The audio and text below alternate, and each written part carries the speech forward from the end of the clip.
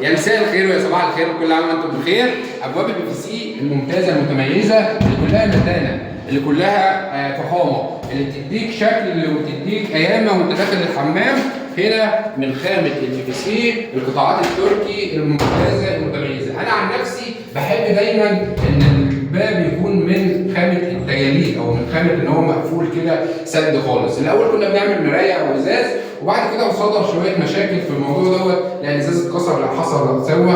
لكن هنا الاغلاق معانا غلاق كامل ما فيهوش اي مشاكل نهائيا. طيب لا قدر الله بقى عيل او طفل او اي حد دخل وما عرفش يفتح اللوك اللي معايا دوت، الموضوع سهل وبسيط. انا باجي على بره من هنا في المنطقه ديت باي مفكه او اي سكينه او اي حاجه، بلف بس المنطقه ديت العكس كده، ديت بتلف معايا في الاتجاه التاني والموضوع اتحل بكل سلاسه. داخل الحمام برضه معانا شباك قلاب، تمام. المنطقه اللي فوق ثابته والمنطقه اللي فوق متحركه للتهويه. دايما بننصح بالشباك القلاب داخل الحمام لانه يعتبر ساتر كلي، ان انا فتحت تهويتي وعملت شغل كامل مكمل، وفي نفس الوقت تهويتي دخلت وسترت مكاني، تمام. لو انا باخد شاور لو مفيش اي حد كشفني. بحبكم في الله.